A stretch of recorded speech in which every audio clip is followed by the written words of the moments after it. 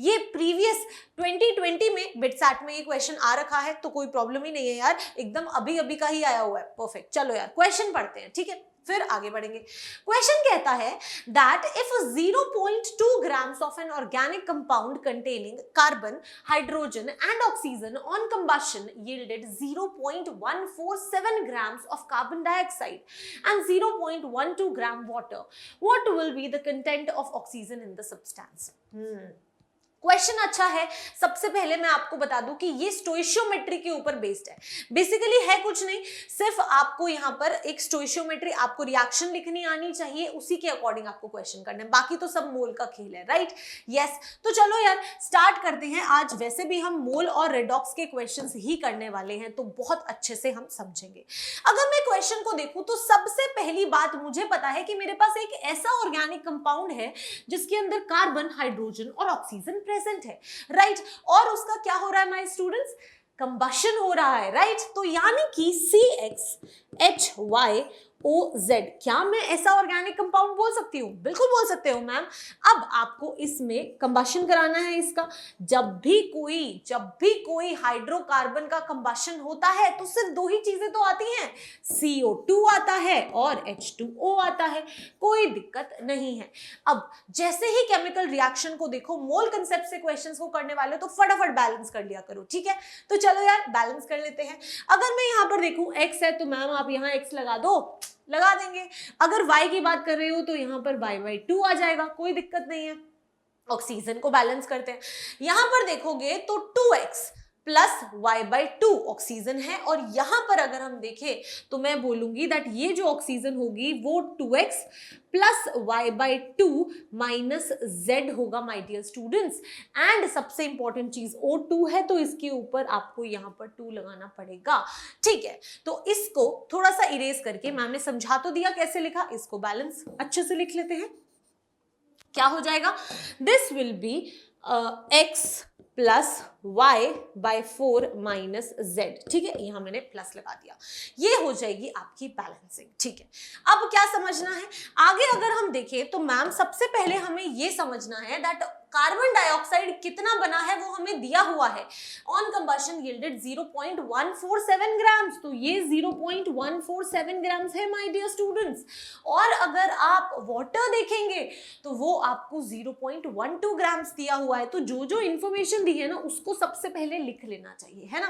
अब अगर आप CXHYOZ की बात करेंगे तो ये टोटल आपको दिया हुआ है 0.2 ग्राम्स प्रेजेंट होता है, ठीक है मैम? ये भी समझ आ गया। जब भी आपको मास दिख रहा है, मन कर रहा है मोल्स निकालने का, कर रहा है तो निकालो ना, चलो निकालते हैं। अगर हम यहां पर डिवाइड करेंगे तो 44 से करेंगे, CO2 का मोलर मास, यस मैम। अगर आप H2O की बात करोगे तो 18 से डिवाइड करोगे। अब इसको जब हम सॉल्व करेंगे तो यहां पर हमारे पास में आएगा 3.3 इंटू 10⁻³ तो CO2 के मोल्स जो हैं वो आ गए आपके पास में 3.3 इंटू 10⁻³ सिमिलरली अगर आप वाटर की बात करेंगे तो 6.6 इंटू 10⁻³ के अप्रॉक्स इसके मोल्स आएंगे, ठीक है? मैम आपने इस तरह से मोल्स तो निकाल लिए। अब हमें क्या समझना है? अगर आप ध्यान से देखें तो आपसे पूछा है what will be the content of oxygen in the substance, है ना? आपको ऑक्सीजन की परसेंटेज बतानी है।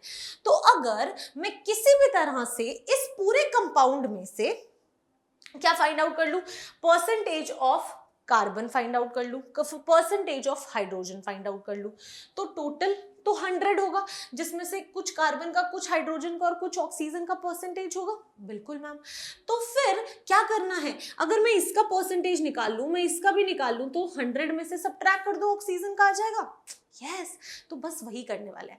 अगर आप ध्यान से देखो तो ये मोल्स होते हैं, यहां पर ये इसके मोल्स होंगे, यस मैम। तो यानी कि अगर आप मोल्स ऑफ कार्बन देखो तो वो कितने हैं?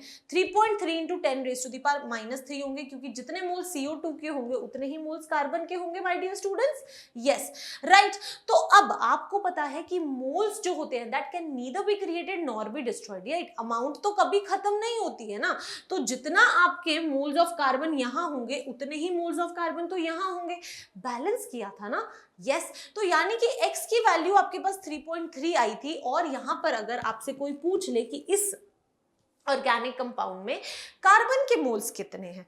तो आप कहोगे आपको पता नहीं चल रहा, जब आपके पास में C2H4 होता है तो आप कहते हो ना कि आपके पास में 1 मोल ऑफ C2H4 में 2 मोल कार्बन है ना।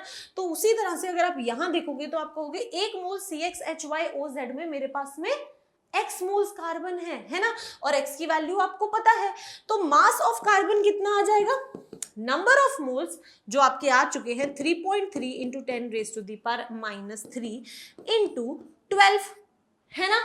यस मैम, ये तो आ गया आपका मास ऑफ कार्बन इस ऑर्गेनिक कंपाउंड के अंदर। आपको परसेंटेज ऑफ कार्बन निकालना है बाय मास।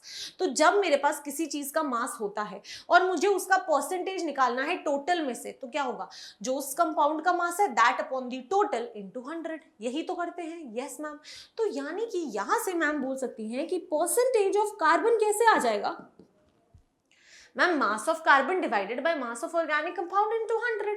यस, तो यानी कि mass of carbon divided by mass of organic compound into 100।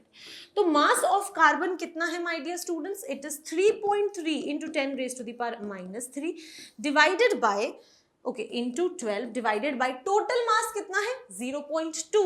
Percentage निकाल रहे हैं तो इंटू 100 तो करेंगे ही। यस मैम, तो सॉल्व कर लो ना, अब तो बहुत इजी हो गया। अगर आप इसे सॉल्व करोगे तो क्या आ जाएगा, ये डेसिमल पॉइंट हटेगा तो यहाँ 10 आएगा। यस, तो 2 से यहाँ पर 6 आ जाएगा। तो 3.3 इंटू 6 इंटू 10⁻³ इंटू 10⁻+3। मैम जो परसेंटेज है कार्बन की वो आ गई 6 3 18, तो 8 1 18 और 6 3 18 राइट, तो 8 और 1 आ गया, 6 3 18 और 1 19, तो 19.8% जो है वो आपके पास में क्या आ गया है, कार्बन का परसेंटेज आ गया है। सिमिलरली क्या आप अब हाइड्रोजन की परसेंटेज निकाल सकते हैं, सेम यही चीज करनी है। अगर आप यहां पर देखोगे तो y/2 मोल्स आपके H2O के हैं।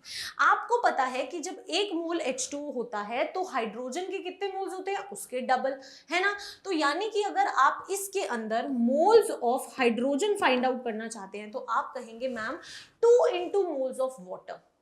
समझ आ रहा है, बिल्कुल समझ आ रहा है। तो यानी कि moles of hydrogen will be 2 into moles of water which is equal to 2 into y/2। ये समझ आ रहा है। अगर ये आपका, अच्छा ठीक है, ऐसे मत करो, सिंपल समझो कि अगर, फिर से समझाती है मैम, अगर आप इसको इस तरह से समझ लो वो ज्यादा बेटर रहेगा कि अगर आपके पास में यहां पर y/2 मोल्स हैं, है ना, यहां पर अगर आपके पास में y/2 मोल्स है तो यहां पर हाइड्रोजन सिर्फ y है। यहां पर हाइड्रोजन क्या था माय डियर स्टूडेंट्स, सिर्फ y था, वो y/2 है। y/2 की वैल्यू कितनी दी हुई है आपको, 6.6 इंटू 10⁻³ तो y की वैल्यू कितनी हो जाएगी, y की वैल्यू हो जाएगी 2 इंटू 6.6 इंटू 10⁻³ ये होगी। और y क्या है, y आपके हाइड्रोजन के मोल्स है ना।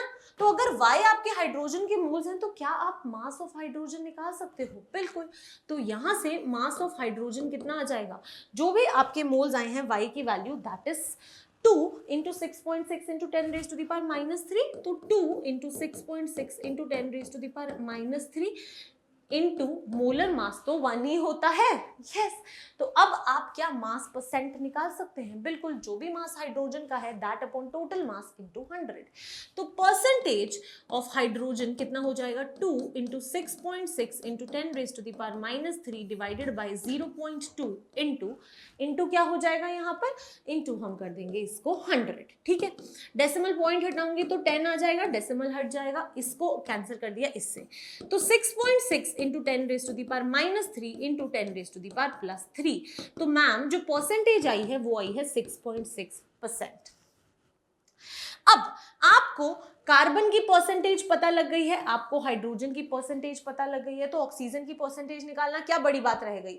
3 चीजों से मिलकर बना है, 2 आ चुकी हैं तो 100 में से सब्ट्रैक्ट कर दो। यस, तो यानी कि यहां से आपको परसेंटेज ऑफ ऑक्सीजन मिल जाएगा 100 minus percentage of carbon minus percentage of hydrogen, right. Yes ma'am, तो ये हो जाएगा 100 माइनस कार्बन का परसेंटेज अगर हम देखें तो 19.8 था, तो यहाँ 19.8 माइनस 6.6, ठीक है। कोई दिक्कत नहीं है, परफेक्ट। अब अगर हम इसको सब्ट्रैक्ट करेंगे तो 8 और ये हो जाएगा 8 9 10 यानी कि 4 और 1 हो जाएगा 19 20 26 अप्रोक्सीमेटली 26.4% जो है वो आपकी क्या आ रही है, सॉरी इन दोनों की परसेंटेज आ रही है 100 में से अभी भी इसको सब्ट्रैक्ट करना है, राइट। तो अगर इसको सॉल्व करेंगे तो 73.3% के अप्रोक्सीमेट जो है वो हमारी परसेंटेज ऑफ ऑक्सीजन आ रही है। तो चलो यार ऑप्शन देख लेते हैं। ऑप्शंस अगर हम देखें तो बिल्कुल 73.29% हमारे ऑप्शन में है एंड वही हमारा करेक्ट आंसर है। क्लियर है? तो इस तरह से आप इस क्वेश्चन को सॉल्व कर सकते थे। तो बेसिक क्या था, आपको कॉन्सेप्ट समझना था कि मोल्स अगर निकाल लिए तो फिर भाई सारा खेल खत्म, बस इतना ही है, राइट। यस, अगर ये समझ आया तो नेक्स्ट क्वेश्चन ट्राई करो यार। ये सभी आपके बिटसैट में पूछे गए क्वेश्चन है, मैं उन्हीं के बेसिस पर आपके लिए और क्वेश्चंस लाई हूं, ठीक है। तो चलो वन बाय वन बढ़ेंगे आगे। क्वेश्चन अगर देखें तो क्वेश्चन कहता है अगेन द सेम ड्रिल, बच्चा वीडियो को पॉज करना है, पहले क्वेश्चन को खुद ट्राई करना है, ठीक है। क्वेश्चन देखो यार, क्वेश्चन कहता है that an ideal gaseous mixture of ethane and C2H6। अब आपके पास में एक मिक्सचर है C2H6 का और C2H4 का, ठीक है मैम, और उसकी वॉल्यूम आपको टोटल बताई हुई है 28 litres, wow, at 1 atmosphere and 273 Kelvin, ठीक है। The mixture reacts completely with 128 grams of O2, ठीक है, produce CO2 and H2, mole fraction of C2H6 is। देखो यार, अब इस क्वेश्चन को करने के लिए सबसे पहले हमें क्या सोचना है, दैट मेरे पास एक गैसियस मिक्सचर है जिसमें C2H6 भी है और C2H4 भी है, दोनों हाइड्रोकार्बन है, यस, और दोनों की वॉल्यूम मिलाकर 28 लीटर्स है। ध्यान से देखो 1 एटमॉस्फेयर 273 केल्विन दिया हुआ है, एसटीपी कंडीशंस, राइट। अगर एसटीपी कंडीशंस है तो मुझे पता है कि एक मोल गैस जो होती है वो कितना 22.4 लीटर्स ऑफ वॉल्यूम ऑक्यूपाई करती है, यस मैम, राइट। बस इसी कॉन्सेप्ट को यूज करेंगे, just stay a little bit, wait करो, ठीक है। अब अगर हम यहाँ पर देखें तो C2H6 और C2H4 आ गया, यस मैम। अब आपको इसका कंबशन करना है माय डियर स्टूडेंट्स। तो अगर हाइड्रोकार्बन्स हमारे पास हैं तो क्या हम उनका कंबशन कर सकते हैं, हमें आता है। अगर मैंने इसका कंबशन किया तो मुझे मिल जाएगा CO2 + H2O, और अगर मैं इसका भी कंबशन करती हूँ तो मुझे मिलेगा CO2 + H2O, है ना। यहाँ तक तो कोई दिक्कत नहीं है, नो मैम। बैलेंस करना है कि नहीं, बिल्कुल करना है यार, हमेशा बैलेंस करना है, राइट। तो अगर यहाँ पर 2 कार्बन है तो यहाँ पर 2 कार्बन आएंगे, यस। यहाँ पर 6 है तो यहाँ 3 आ जाएगा, 3 हो गया, परफेक्ट। 2 2 4 5 6 7, तो यहाँ मैम 7/2 लिख दो। इसको बैलेंस कर लेते हैं, यहाँ पर 2 हो जाएगा, 2 2 4 और ये 5, एक सेकेंड, यहाँ पर 2 आएगा, यस। तो 2 2 4 5 6, तो यहाँ पर 3 लिख दो। ये आपकी रिएक्शंस बैलेंस हो चुकी है, ठीक है। अब अगर आप ध्यान से देखो तो आपको पता है कि volume of C2H6 plus volume of C2H4 जो है वो पूरी की पूरी 28 लीटर्स है ना, यस मैम। तो अगर मैम इसकी वॉल्यूम को x ले ले तो इसकी वॉल्यूम को क्या लेना पड़ेगा ताकि वो 28 लीटर्स रहे, 28 - x, यस। तो अगर इसकी वॉल्यूम x है तो इसकी 28 - x वॉल्यूम होगी, बस यही किया मैंने। आई कंसिडर्ड कि C2H6 की वॉल्यूम जो है, लेट अस से कि ये x है, तो C2H4 की वॉल्यूम कितनी हो जाएगी, 28 - x, क्योंकि मिक्सचर तो सिर्फ इन्हीं 2 गैसेस का मिलके बना है, यस मैम। और आपको क्या दिया गया है कि ये जो मिक्सचर है वो कंप्लीटली रिएक्ट करता है 128 ग्राम्स ऑफ O2 के साथ में, यानी कि टोटल जो O2 के मोल्स यूज हुए होंगे वो कितने हुए होंगे, किसी को आता है निकालना, आता है। Moles of O2 will be equal to given mass, जो आपका 128 है इसको डिवाइड कर देते हैं मोलर मास से, विच इज 32 ग्राम्स पर मोल, तो यहाँ पर 32 आ जाएगा, जो आ गए आपके 4 मोल्स। तो O2 के जो मोल्स यूज हुए वो कितने हो गए, 4 मोल्स टोटल यूज होंगे, ठीक है मैम।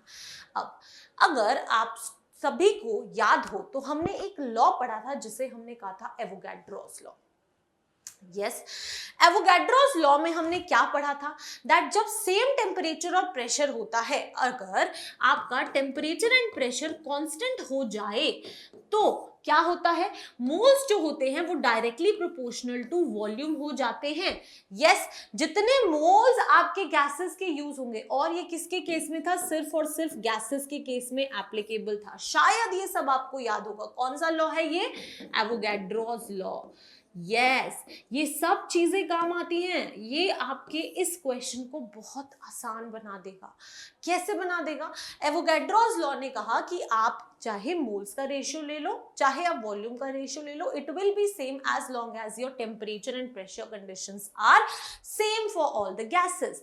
और अगर हम देखें तो प्रेशर और टेम्परेचर कंडीशंस बिल्कुल सेम हैं, राइट तो यानी कि तो मैं मोल्स की जगह वॉल्यूम यूज कर सकती हूँ, बिकॉज ये रहा हमारे पास में लॉ। यस मैम, तो यहां से मैं क्या कह सकती हूँ, दैट जब एक वॉल्यूम C2H6 की रिएक्ट करती है तो 7/2 वॉल्यूम O2 की रिएक्ट करती है।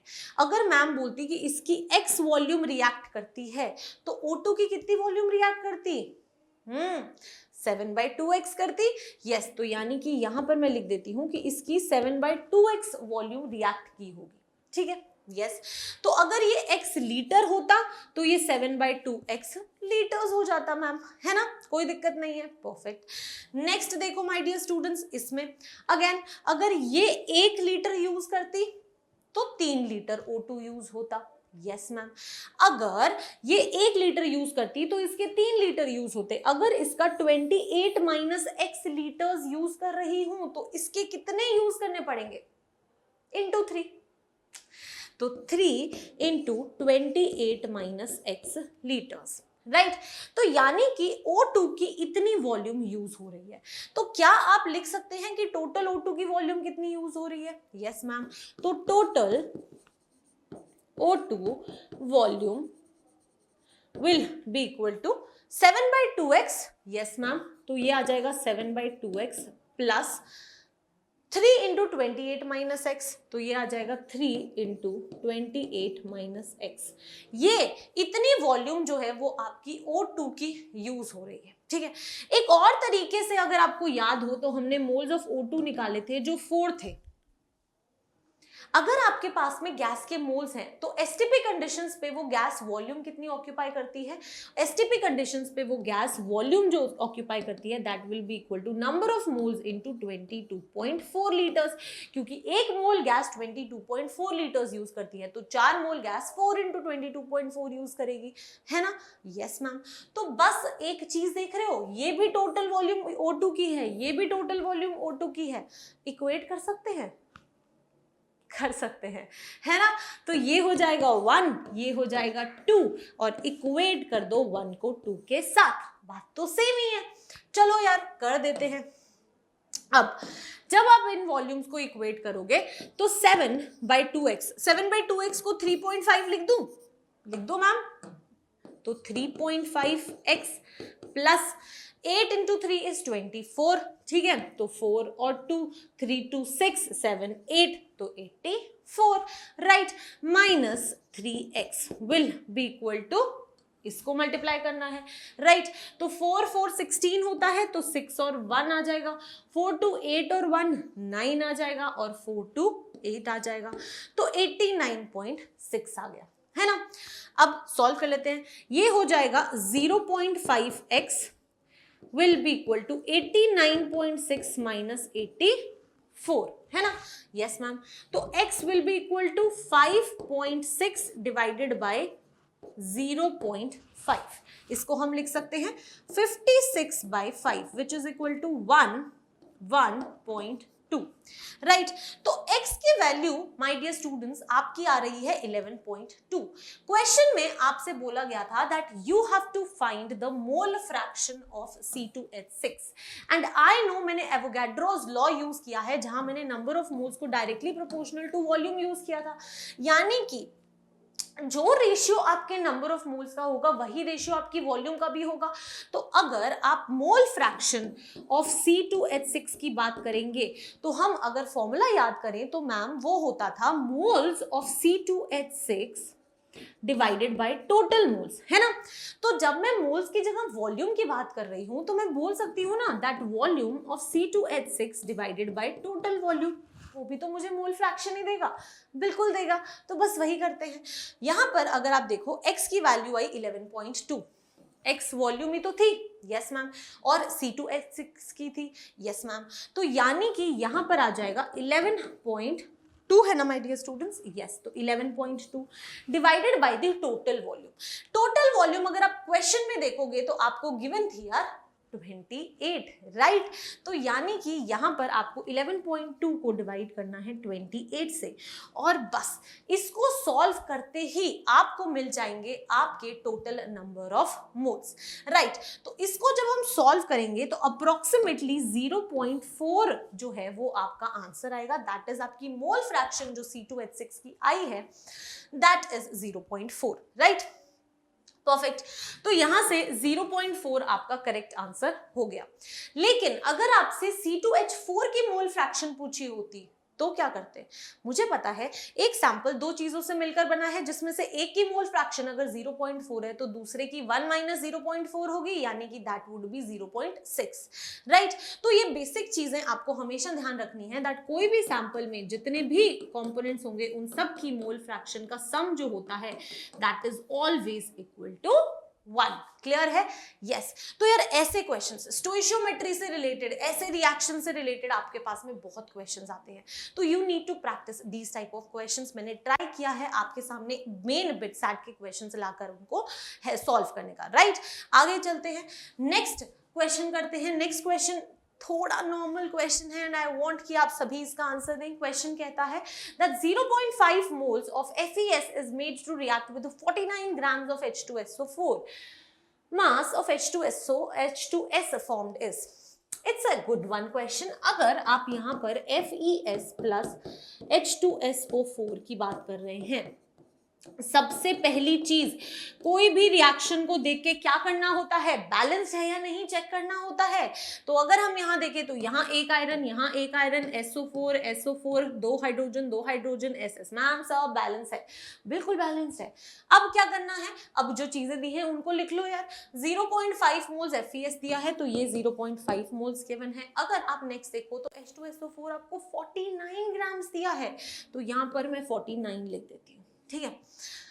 जैसे ही मैं मास देखती हूं, मैम का मन करता है मोल्स निकालने का, तो यानी कि इसको डिवाइड कर देते हैं किससे? H2SO4 के मोलर मास से। H2SO4 का मोलर मास 98 ग्राम्स पर मोल होता है। आई एम श्योर ये आपको पता होगा। Sulphur 32 plus oxygen 16 into 4 plus 1 into 2 for hydrogen is equal to 98 grams per mole, ठीक है। तो इसको जब आप 98 से करोगे तो ये वैल्यू आ जाएगी 0.5। यानी कि जब इसका एक मोल रिएक्ट करता है तो इसका भी एक ही मोल रिएक्ट करता है। अगर इसका एक मोल रिएक्ट करता है, इसका भी एक ही रिएक्ट करता है, तो बच्चे H2S का एक ही मोल तो फॉर्म होता है। यानी कि आप बोल सकते हो that moles of H2S formed will be equal to how much? जो भी इनके मोल्स रिएक्ट किए हैं दैट इज इक्वल टू 0.5, है ना। इसका भी 0.5 रिएक्ट किया, इसका भी 0.5, तो वो बना भी तो 0.5 ही होगा। Yes ma'am. अगर आपको ये समझ आ गया तो क्वेश्चन में तो आपसे सिर्फ मास ही तो पूछा था H2S का, तो मोल्स हैं हमारे पास, मास कैसे निकालेंगे? नंबर ऑफ मोल्स को डिवाइड कर दो मोलर मास से। तो यहां से मास ऑफ H2S फॉर्म्ड आ जाएगा, number of moles 0.5 into sulphur का मोलर मास होता है 32 ग्राम्स पर मोल, प्लस हाइड्रोजन के 2 हैं तो 34 ग्राम्स पर मोल, राइट।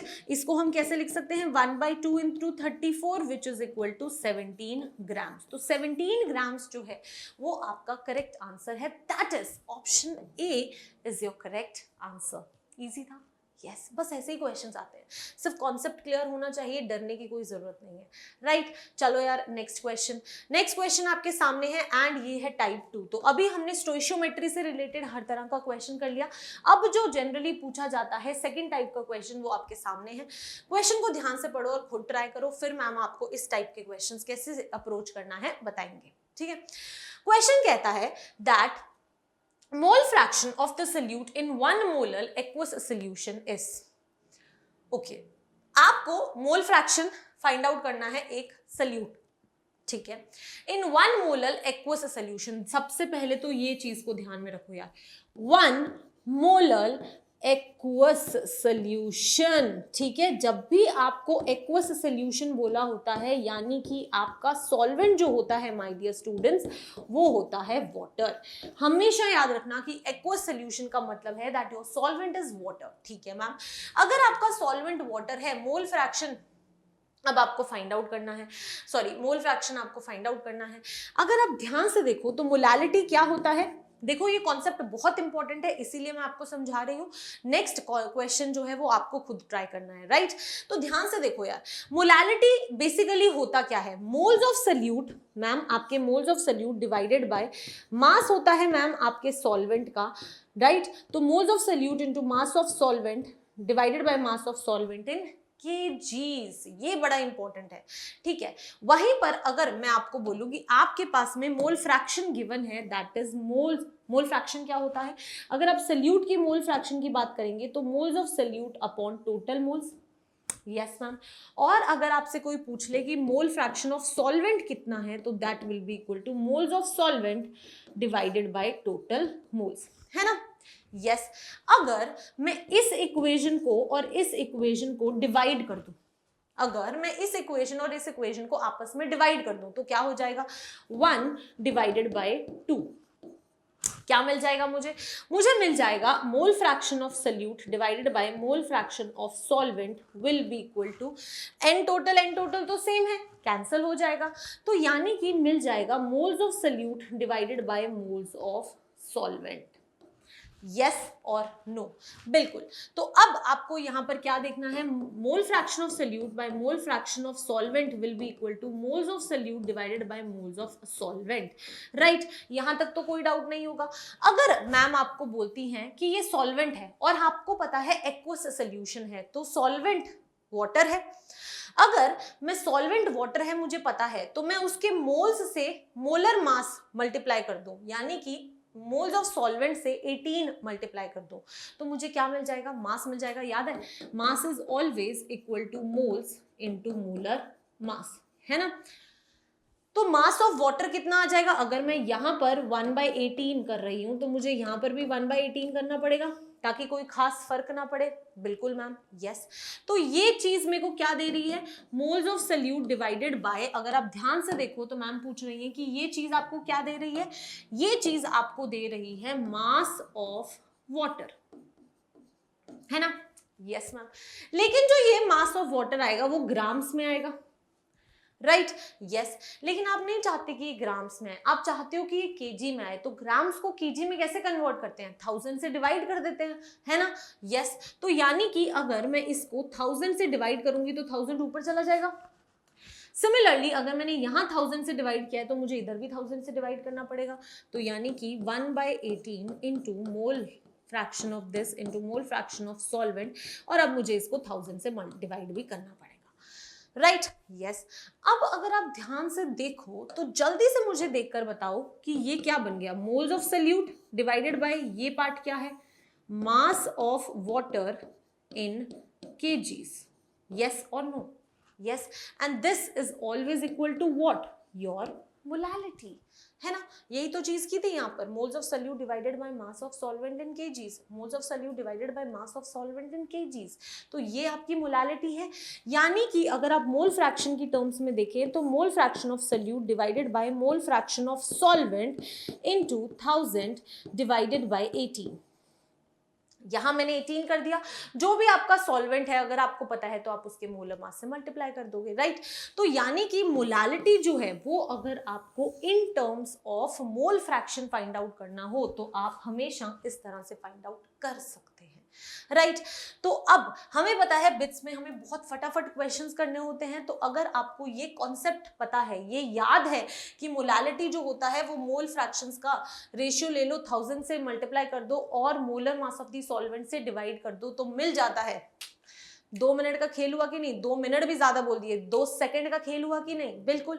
अब क्या करना है, अगर ये चीज याद है तो इसको हैशटैग लगा लो, इंपॉर्टेंट है ना। इसको क्या करो, सॉल्व कर लो। अब तो मुझे पता है यार that molality is equal to mole fraction of solute upon, also मुझे पता है कि सल्यूट और सॉल्वेंट दोनों मिलकर क्या बनाते हैं, 1 बनाएंगे, है ना, क्योंकि सिर्फ बाइनरी सोल्यूशन था। तो आपका मोल फ्रैक्शन ऑफ सॉल्वेंट क्या हो जाएगा, 1 minus mole fraction of solute, हाँ या ना, बिल्कुल। तो यानी कि यहां मैं 1 minus mole fraction of solute लिख सकती हूँ, यस मैम, इनटू 1000/80। ठीक है, अब क्वेश्चन पे चल लो यार। क्वेश्चन कहता है एक मोलर सोल्यूशन है, तो एक मोलर सोल्यूशन है, मोल फ्रैक्शन हमें फाइंड आउट करनी है सोल्यूट की, इसलिए मैंने इसको 1 ये लिख दिया, ठीक है, इनटू 1000/80, राइट, परफेक्ट, यही है, परफेक्ट। सॉल्व करना है यार, अब तो कुछ भी नहीं रहा। क्या होगा, 18/1000 will be equal to mole fraction of solute upon 1 minus mole fraction of solute, right? इसको सॉल्व कर लेते हैं, ये हो जाएगा 18 minus 18 mole fraction of solute is equal to 1000 mole fraction of solute, right? बस अब इसे सॉल्व कर लो। सॉल्व करेंगे तो क्या आ जाएगा, यही किया हमने, या फिर ऐसे करते हैं, क्योंकि मुझे पता है कि अगर मैं 1000 को 18 से डिवाइड करती हूँ तो 55.5 आता है, तो क्या मैं इसको 55.5 लिख के सॉल्व कर लूँ, वो ज्यादा इजी होगा, ठीक है, तो इसको हम 55.5 लिख के सॉल्व कर लेते हैं, ठीक है। अगर हम इसको 55.5 लिख के सॉल्व करेंगे तो आप आंसर निकाल सकते हैं, this will be equal to mole fraction of solute upon 1 minus mole fraction of solute will be equal to 1/55.5, ठीक है। इसको सॉल्व कर लेना, आपको आपका आंसर मिल जाएगा। अभी हमें और बहुत सारे क्वेश्चंस करने हैं, राइट, कॉन्सेप्ट तो आपको क्लियर हो ही चुका है, परफेक्ट। चलो यार नेक्स्ट क्वेश्चन करते हैं। नेक्स्ट क्वेश्चन आपके सामने है, ध्यान से क्वेश्चन को देखो और सॉल्व करो। क्वेश्चन कहता है that calculate the molality of a aqueous solution in which the mole fraction of solute is 0.25। अब अगर आपको कॉन्सेप्ट समझ आया हुआ है तो आई एम श्योर आपको कोई मिस्टेक नहीं होगी इस क्वेश्चन को सॉल्व करने में। कैसे करेंगे, कैलकुलेट दी मोलालिटी, मैम मेरे को मोलालिटी फाइंड आउट करनी है, मुझे नहीं पता, in which the mole fraction of solute is 0.25। Ma'am मुझे मोल फ्रैक्शन ऑफ सोल्यूट पता है 0.25 है, मैम मुझे ये भी पता है कि बाइनरी सोल्यूशन है, तो ma'am mole fraction of solvent कैसे आएगा, 1 minus mole fraction of solute which is 1 minus 0.25 which is equal to 0.75। क्या इसमें कोई दिक्कत आई, नहीं मैम मुझे इतनी चीजें तो पता ही थी, मैंने निकाल ली, परफेक्ट। अब आपको पता है कि molality is equal to mole fraction of solute upon mole fraction of solvent into 1000 divided bye जो भी आपका सॉल्वेंट है उसका मोलर मास। अगर हम यहां देखें तो मुझे फिर से एक्वस वर्ड दिया हुआ है, एक्वस वर्ड यानी कि 18 और वाटर। यहां पर अगर आप देखोगे तो आप बोलोगे ना कि सॉल्वेंट तो वाटर है और उसका मोलर मास तो 18 ग्राम्स पर मोल होता है, तो मैम वही लिख दो, चलो लिख देते हैं, यहां पर आ जाएगा 18, है ना। अब देखो यार, मोलैलिटी फाइंड आउट करना है, मोल फ्रैक्शंस आ चुकी हैं, 0.25 डिवाइडेड बाय 0.75 इनटू 1000/18, है ना, यस। तो इसको सॉल्व कर लेंगे, ये हो जाएगा 1, ये हो जाएगा 3। तो अब ध्यान से देखो यार, 1000/18 हमें पता है is equal to 55.5 divided by 3, ये कितना हो जाएगा देख लेते हैं, ये हो जाएगा 1.24, कितने वो होता है 8 होता है, तो ये हो जाएगा 1, ये हो जाएगा 8, 18, राइट। तो यहाँ पर 24 प्लस ये हो जाएगा 5, तो 18.5 मोलर जो है वो आपकी मोलैलिटी आ जाएगी, राइट। तो यहाँ पर क्या कोई 18.5 ऑप्शन है, ये रहा 18.5 molar is your correct answer, yes, perfect. चलो यार ये समझ आया, तो नेक्स्ट क्वेश्चन आपके सामने है और ये आ गया आपका थर्ड टाइप। ये टाइप के क्वेश्चंस बहुत बहुत ज्यादा इंपॉर्टेंट है क्योंकि ये आपसे बहुत बार पूछे जाते हैं। यानी कि कौन से क्वेश्चंस है, सबसे पहले मैं बता दो, these are your titration based questions, yes, titration based questions आपसे बहुत बार पूछे जाते हैं, तो टाइट्रेशन का कॉन्सेप्ट बिल्कुल क्लियर होना चाहिए तभी क्वेश्चंस होंगे। तो सबसे पहले समझ लो थोड़ा सा बेसिक आइडिया, टाइट्रेशंस होती कैसे हैं। एक एसिड है, एक बेस है, उनके बीच में एक न्यूट्रलाइजेशन रिएक्शन होती है। हमें पता है जब एक एसिड एक बेस के साथ रिएक्ट करता है तो हमें सॉल्ट प्लस वाटर मिलता है, ये तो मैम हमें क्लियर है, राइट। अब आपको ये ध्यान से समझना है कि इस तरीके से आपके पास में एक कंटेनर होता है और यहाँ पर आपकी ब्यूरेट होती है, ठीक है। एक में एसिड होता है, एक में बेस होता है, आप मिक्स करते हैं, उनका न्यूट्रलाइजेशन रिएक्शन होता है। और एक इसमें क्या होता है, एक आपका इंडिकेटर प्रेजेंट होता है, जिससे क्या होता है, जब हम मिक्स कर रहे होते हैं और कंप्लीट न्यूट्रलाइजेशन हो जाए, यानी कि सारा का सारा एसिड और बेस जो है वो न्यूट्रलाइज हो जाएगा, फिर जो इंडिकेटर होता है इसके अंदर वो क्या कर लेता है, अपना कलर चेंज कर देता है, जिससे हमें पता चल जाता है कि न्यूट्रलाइजेशन पूरी की पूरी कंप्लीट हो चुकी है, ठीक है। बस इतना सा कॉन्सेप्ट है टाइट्रेशन का कि जब एक एसिड एक बेस के साथ रिएक्शन करता है तो न्यूट्रलाइजेशन रिएक्शन होती है, राइट। ये आपका बेसिक कॉन्सेप्ट है। अब इस कॉन्सेप्ट को यूज करके आपको टाइट्रेशन बेस्ड क्वेश्चंस को करना है, तो ध्यान से क्वेश्चन को पढ़ो यार और ट्राई करो। क्वेश्चन कहता है that the 25 ml of a 0.15 molar solution of lead nitrate भी आपको गिवन है, reacts with all the aluminium sulfate इसके साथ, ठीक है, present in 20 milliliters of a solution, what is the molar concentration of Al2SO4 thrice। चलो यार इस क्वेश्चन को करते हैं। अगर हम ध्यान से देखें तो सबसे पहले तो क्या करना है, रिएक्शन लिखनी पड़ेगी ना, तो चलो रिएक्शन लिख लेते हैं। अगर हम यहाँ पर रिएक्शन की बात करें तो सबसे पहले मुझे पता है दैट लेड नाइट्रेट यानी कि ये, तो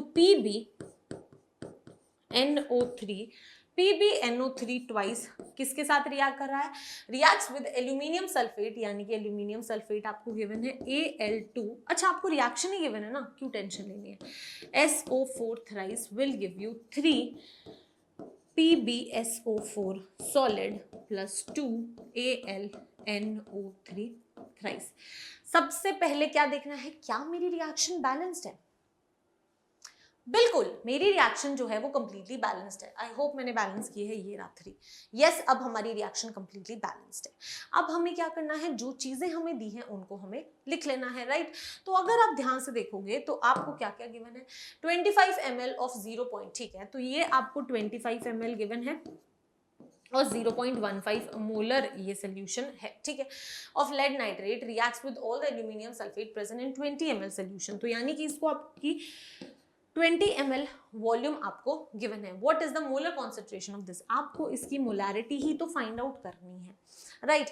तो अब आप इसको कैसे सॉल्व करोगे, ध्यान से देखो यार, रिएक्शन आपने बैलेंस कर दी, राइट। तो यानी कि यहां से आप क्या देख सकते हो दैट मैम एक चीज देखो, जब इसके 3 मोल्स रिएक्ट करते हैं तो मैम इसका एक ही तो मोल रिएक्ट करता है, यानी कि अगर आप यहां से बोलोगे तो जो moles of Al2SO4 thrice react करने चाहिए that will be always equal to 1/3 times moles of PbNO3 twice। yes और no, yes मैम। तो यानी कि कितने मोल्स रिएक्ट किए होंगे, 1/3 इनटू, अब मैम आपको इसके मोल्स निकालने पड़ेंगे, है ना। अब अगर मैं यहाँ पर ध्यान से देखूं तो मेरे पास मोलारिटी है और वॉल्यूम है, मैं मोल्स कैसे निकाल सकती हूँ, आई नो दैट मोलारिटी जो होता है that is equal to number of moles into divided by volume, तो number of moles will be equal to molarity into volume. अब ये कब होता है, जब वॉल्यूम आप लीटर्स में लेते हैं। व्हाट इफ अगर मैं वॉल्यूम को मिलीलीटर्स में ले लूं, अगर आप वॉल्यूम को मिलीलीटर्स में ले लेते हो और मोलारिटी से मल्टीप्लाई कर देते हो तो आपको मिलते हैं मिली मोल्स, कोई खास बड़ी बात नहीं होती, बस मिली मोल्स मिलते हैं, ठीक है। तो यानी कि मिली मोल्स में निकाल सकती हूँ, तो सबसे पहले मैं क्या करती हूँ, लेड नाइट्रेट के मिली मोल्स निकाल लेती हूँ, ठीक है। तो यानी कि millimoles of PbNO3 whole twice, PbNO3 whole twice will be equal to volume 25 ml लूंगी, 25 इंटू मोलारिटी, मोलारिटी आपको दी हुई है 0.15, तो यानी कि यहाँ आ जाएगा 0.15। बस क्या करना है, इसको मल्टीप्लाई करना है, यहाँ से आपको नंबर ऑफ मिली मोल्स मिल जाएंगे। अगर हम यहाँ पर 25 इंटू 0.15 करेंगे तो कितना हो जाएगा, इसको हम इसी तरह से रहने देते हैं, राइट। अगर अब यहाँ पर आप मिली मोल्स ऑफ अगर आप यहाँ पर मिली मोल्स ऑफ Al2SO4 थ्राइस लाएंगे तो वो कितना हो जाएगा 1/3 ऑफ 25 इंटू 0.15, राइट, यही होगा। तो इसको अगर हम कैंसिल करेंगे तो 0.05 आपका वैल्यू आ जाएगा। परफेक्ट, यहाँ तक कोई डाउट नहीं है। तो यानी कि यहाँ से आपके मिली मोल्स आ गए हैं। तो अगर आप यहाँ पर मोल्स की बात करेंगे, इसको मोल्स में कन्वर्ट किया तो क्या हो जाएगा, this will be equal to 0.05 into 10⁻³ right. Ma'am moles आ चुके हैं। अगर आप ध्यान से देखो तो आपको इस सोल्यूशन की वॉल्यूम भी पता है, और वो वॉल्यूम कितनी गिवन है, ध्यान से देखते हैं 20 मिलीलीटर्स गिवन है। तो 20 मिलीलीटर्स को लीटर्स में किया तो 20 divided by 10⁻³ litres. Yes, molarity अगर आप यहां पर फाइंड आउट करेंगे तो वो क्या हो जाएगी, number of moles which is 0.05 into 10⁻³ divided bye 20 into 10⁻³ yes, तो यहां आ जाएगा 20 इंटू 10⁻³ राइट। तो यहां से आपको क्या हुआ, यहां पर आप ओके मैम 25 मल्टीप्लाई करना भूल गई हैं। यस, तो यहां पर 25 भी तो आएगा, तो यहाँ पर भी तो 25 आएगा। Yes, perfect. तो चलो यार अब इसे सॉल्व कर लेते हैं। ये यहाँ से यहाँ कैंसिल हो जाएगा, और अगर आप यहाँ पर ध्यान से देखें तो ये 20 कितना 4 हो जाएगा, ये 5 हो जाएगा, कोई दिक्कत नहीं है। यस, तो यानी कि this will be equal to 5 divided by 4 into 0.05। Yes, चलो अगर आप 5/4 की बात करते हैं तो this will be nearly equal to 1.2। Yes, तो ये हो जाएगा 1.2 इंटू 0.05। तो 5 इंटू 2 इज 10, तो 0 और 1, 5 इंटू 5 1 6 हो जाएगा राइट। और अगर आप ध्यान से देखें तो 3 के बाद डेसिमल पॉइंट आएगा, यानी कि 1 2 यहाँ पर 0 लगेगा, और ये तो ये जो है 0.06 के अराउंड जो है वो आपकी मोलैरिटी आनी चाहिए राइट। अगर हम ऑप्शंस देखें तो 0.06 ये वैल्यू इसी के इक्वल होती है। यस, तो यानी कि फर्स्ट ऑप्शन जो है वो आपका करेक्ट ऑप्शन है। एक चीज हमेशा ध्यान रखना दैट ये जो कन्वर्जन्स है वो भी करने आने आपको उतने ही इंपॉर्टेंट है, क्योंकि पूरा क्वेश्चन सॉल्व किया लेकिन अगर कन्वर्जन नहीं करना आता है तो मिस्टेक होने के पूरे चांसेस हैं। परफेक्ट, चलो यार नेक्स्ट क्वेश्चन करते हैं। नेक्स्ट क्वेश्चन आपके सामने है, बिल्कुल इसी कॉन्सेप्ट पे है, ध्यान से देखो और क्वेश्चन को ट्राई करो राइट। क्वेश्चन क्या कहता है देखते हैं। क्वेश्चन कहता है that if a 25 ml sample of sulphuric acid is titrated with 50 ml of 0.025 molar sodium hydroxide to phenolphthalein end point right. तो यानी कि यहां पर जो आपका इंडिकेटर यूज किया गया है ना, दैट इज योर फिनोफ्थलीन। ठीक है, परफेक्ट। आगे क्या बोला गया है, what is the molarity of the acid. Easy है, ध्यान से उसी तरह से करना है। सबसे पहले रिएक्शन को लिख लो। यहाँ पर हमारे पास में सल्फ्यूरिक एसिड है, यानी कि मुझे पता है H2SO4 के साथ रिएक्शन हो रहा है, और उसको मैंने टाइट्रेट किया विद सोडियम हाइड्रोक्साइड, यानी कि मैंने इसको NaOH के साथ रिएक्ट कराया। तो मुझे क्या मिलेगा, मुझे मिलेगा Na2SO4 प्लस H2O। मैम अगर आप रिएक्शन लिखते हो तो बैलेंस करना मत भूलो, तो बैलेंस कर लेते हैं यार। यहाँ पर H2SO4 Na2, तो यहाँ 2 हो जाएगा। तो अब देखो तो 2 सोडियम हो गए, SO4 हो गया, हाइड्रोजन इज H2। ठीक है, परफेक्ट। अब हमारा शायद रिएक्शन बैलेंस है, यहाँ पर 2 हाइड्रोजन है, यहाँ पर 2 है, यहाँ पर 2 हाइड्रोजन है, तो यहाँ पर 2 से मल्टीप्लाई होगा राइट। यस, अब हमारी रिएक्शन जो है वो कंप्लीटली बैलेंस्ड है। परफेक्ट। अगर आप ध्यान से देखो तो आपको बोला गया है 25 ml ऑफ ये वाला, इसका 25 ml आपको वॉल्यूम गिवन है। यस, टाइट्रेटेड विद 50 ml, ये आपको 50 ml गिवन है, और 0.025 मोलर ये आपको गिवन है। तो ये आपको 0.025 मोलर गिवन है राइट। यस, अब आपको क्या फाइंड आउट करना है, what is the molarity of the acid. अब मुझे पता है दैट जब इसका 1 मोल रिएक्ट करता है तो NaOH के 2 मोल्स रिएक्ट करते हैं राइट। तो यानी कि यहां से हम क्या बोल सकते हैं माय डियर स्टूडेंट्स, हम बोल सकते हैं दैट जो मोल्स ऑफ H2SO4 रिएक्टेड होंगे that will always be equal to 1/2 into moles of NaOH reacted. Yes और नो, बिल्कुल। अगर आप यहां पर ध्यान से देखो तो 1/2 इंटू मोल्स ऑफ NaOH आपके पास कितने होंगे, मुझे पता है, अभी हम सीख कर आए थे कि molarity is equal to number of moles by volume. तो number of moles is equal to molarity into volume अगर मिलीलीटर्स में लेती हूं तो मिलीमोल्स ले सकती हूं, यस। तो इसको मल्टीप्लाई कर देते हैं 0.025 इंटू 50 से, ठीक है। अगर आप ध्यान से देखो तो ये मोल्स ऑफ H2SO4 है। अगर मैं इसकी मोलैरिटी को m ले लेती हूं, लेट अस से कि m मोलैरिटी का सोल्यूशन आपका रिएक्ट किया था, तो इसके मोल्स कितने हो जाएंगे 25 into m, and this will be equal to these moles, yes ma'am. तो इस वैल्यू को यहां पर हम लिख सकते हैं 25 इंटू m, यस। तो अब क्या करना है, सिंपली सॉल्व करना है, स्टोरी खत्म। इतना आसान हो गया अगर हमने इस तरह से लिख लिया तो, राइट। चलो यार अब तो सॉल्व करना है। डेसिमल पॉइंट को हटाते हैं तो यहाँ 1000 लगेगा, 25 से 25 वैसे ही कैंसिल हो जाएगा, तो मोलैरिटी आपकी जो आ जाएगी that will be equal to, क्या हो जाएगा, यहाँ से एक कैंसिल हुआ तो 5/2 into 1/100 which is equal to 5/2 कितना होता है 2.5, यस। तो यानी कि 2.5 divided by 100 which is equal to 0.025 molar. तो मैम आपका जो करेक्ट आंसर है वो आना चाहिए 0.025 मोलर। चलो ऑप्शंस देखते हैं, क्या 0.025 मोलर है, हमने निकाला है, ऑब्वियसली आंसर आएगा, है ना। तो यार ध्यान से बस क्वेश्चन को समझो, अगर क्वेश्चन क्या पूछ रहा है समझ आ गया ना निकालना, तो फिर तो सिंपल मैथ्स है। केमिस्ट्री तो कुछ है ही नहीं, सिंपल मैथ्स लगानी है, कैलकुलेशंस करनी है। क्लियर है, परफेक्ट। चलो यार नेक्स्ट क्वेश्चन करना है। नेक्स्ट क्वेश्चन आपके सामने है। क्वेश्चन क्या कहता है, that 100 ml of H2SO4, 100 ml आपके पास H2SO4 सोल्यूशन है जिसको टाइट्रेट किया है अगेंस्ट KOH, ठीक है मैम। आगे अब देखो यार 1 by 1 हर चीज को लिखना पड़ेगा, against 0.5 molar KOH। Now the titre reading, titre reading से बेसिकली क्या मतलब है कि जो यहाँ पर आप इससे डालते हैं ना बेस, तो ये टाइटर रीडिंग होती है। तो बेसिकली ये आपको इनडायरेक्टली ये बता रहा है कि कितना वॉल्यूम यूज हुआ है।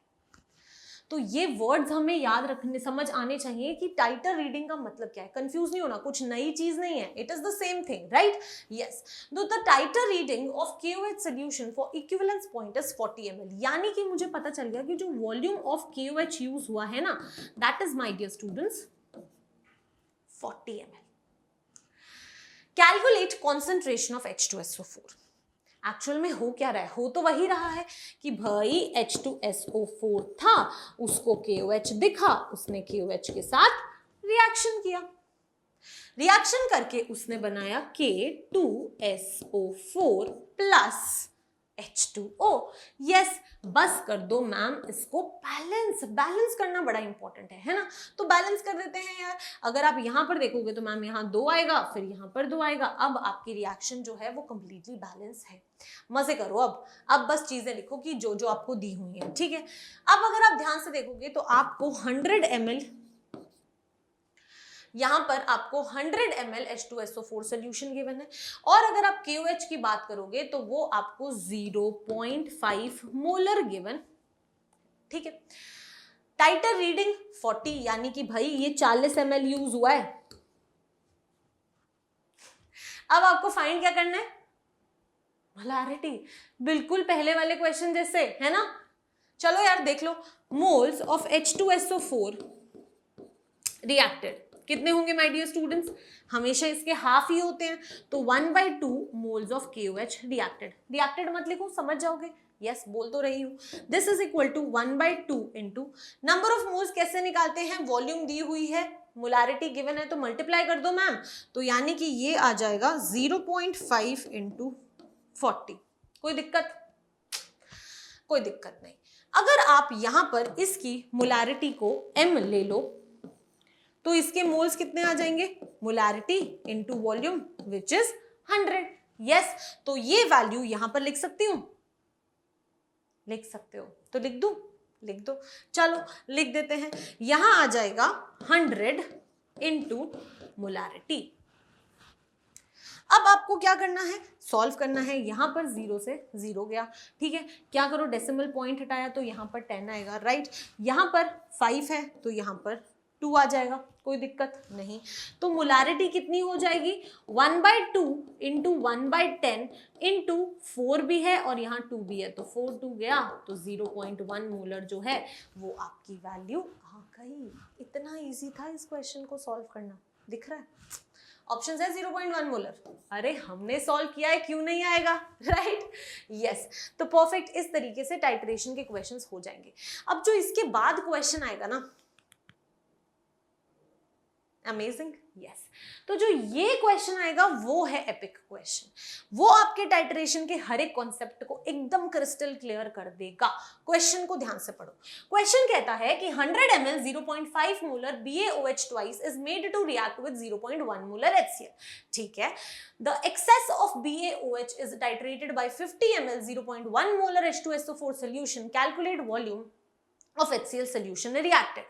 तो भाई अब इस क्वेश्चन को कैसे करना है मुझे बस इतना समझा दो, चलो समझते हैं। अगर आप यहाँ पर ध्यान से देखो तो आप क्या बोलोगे कि BaOH जो है वो HCl के साथ भी रिएक्ट कर रहा है और BaOH H2SO4 के साथ भी रिएक्ट कर रहा है, यानी कि BaOH जो है वो बहुत सादा है और जब आपने उसको HCl के साथ रिएक्ट कराया तो वो HCl तो खत्म हो गया लेकिन BaOH अभी भी बचा हुआ था, तो फिर BaOH ने H2SO4 के साथ रिएक्ट करना शुरू कर दिया, है ना? तो यानी कि इनिशियली ये आपके पास में मोल्स हैं BaOH ट्वाइस के। तो सबसे पहले मैं फाइंड आउट करना चाहती हूँ कि कितने मिली मोल्स हैं मेरे पास BaOH ट्वाइस के, क्योंकि मैं वॉल्यूम मिलीलीटर्स में ले रही हूँ तो मेरे मिली मोल्स आएंगे। 0.5 molarity into volume which is 100, तो ये कितना हो गया माय डियर स्टूडेंट्स? ये हो गया मैम आपका 50 मिली मोल्स। ठीक है, कोई दिक्कत नहीं है, यहां तक नहीं है। अब आप रिएक्शन लिख लो। जो आपका BaOH ट्वाइस है वो HCl के साथ रिएक्ट करके BaCl2 प्लस H2O बनाएगा, बिल्कुल बनाएगा। बैलेंस करेंगे, बिल्कुल बैलेंस करेंगे। BaOH ट्वाइस है, यहां पर मैम 2 लगा दो, यहां पर तो 2 ही है, तो रिएक्शन अब बैलेंस है। ठीक है, अब क्या करना है? नेक्स्ट बोलता है कि यही BaOH H2SO4 के साथ भी रिएक्ट किया था, तो मैम इसके साथ भी रिएक्शन लिख दो। आपने बोला मैम लिख देंगी, चलो ये हो जाएगा BaOH ट्वाइस प्लस H2SO4। ये आपको माय डियर स्टूडेंट्स क्या दे देगा? BaSO4 plus H2O। ठीक है, परफेक्ट। वाटर यहां पर 2 आ जाएगा, कोई दिक्कत नहीं है, परफेक्ट। अब क्या करना है ध्यान से देखो। अगर आप ध्यान से देखोगे तो आपको बोला गया है कि इतने मोलर H2SO4 के साथ रिएक्ट किया, यानी कि मेरे को इसकी 50 मिलीलीटर्स वॉल्यूम भी गिवन है और 0.1 मोलर H2SO4 गिवन है।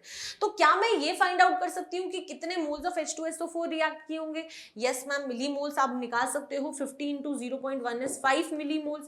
तो मैम H2SO4 के 5 मिली मोल रिएक्ट किए थे। जब ये 1 मोल रिएक्ट करता है तो ये 1 मोल रिएक्ट करता है, यानी कि जितने मोल्स इसके रिएक्ट करेंगे उतने ही मोल्स तो BaOH ट्वाइस के रिएक्ट करेंगे। यस मैम, तो यानी कि अगर इसके 5 मिली मोल्स रिएक्ट करेंगे तो मैम यहां पर भी 5 मिली मोल्स ही रिएक्ट हुए होंगे, है ना? अब मुझे पता है कि टोटल तो मेरे पास 50 मिली मोल थे और इस 50 मिली मोल में से 5 मिली मोल मेरे H2SO4 के साथ रिएक्ट किए थे। तो माय डियर स्टूडेंट्स, यहां पर कितने BaOH ट्वाइस रिएक्ट किए होंगे? मैम अगर यहां 5 किए थे, टोटल 50 थे, तो 50 minus 5 which is 45 millimoles जो हैं वो आपके यहां पर रिएक्ट किए होंगे। हाँ या ना? बिल्कुल हाँ, राइट। अब मैं बोल सकती हूं कि जब इसका 1 मोल रिएक्ट करता है तो इसके 2 मोल रिएक्ट करते हैं, हाँ या ना? हाँ, जब इसका 1 रिएक्ट करेगा तो इसके 2 रिएक्ट करेंगे। तो अगर इसके 45 मिलीमोल्स रिएक्ट कर रहे हैं तो HCl के कितने मिलीमोल्स रिएक्ट किए होंगे? 45 into 2 which is 90 millimoles react किए हैं, राइट? यस मैम, अगर 90 मिलीमोल्स हैं तो मोल्स ऑफ HCl कितने हो गए? 90 into 10 raise to the power -3।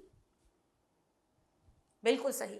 अब अगर आप ध्यान से देखो तो आपको क्वेश्चन के अंदर HCl की मोलैरिटी तो दी हुई है, लेकिन पूछा वॉल्यूम हुआ है। अगर मेरे पास में नंबर ऑफ मोल्स हैं तो मुझे पता है that molarity is equal to number of moles upon volume, और मुझे वॉल्यूम फाइंड आउट करनी है, तो volume will be equal to number of moles upon molarity. Yes ma'am, तो यानी कि नंबर ऑफ मोल्स तो हैं आपके 90 into 10 raise to the power -3।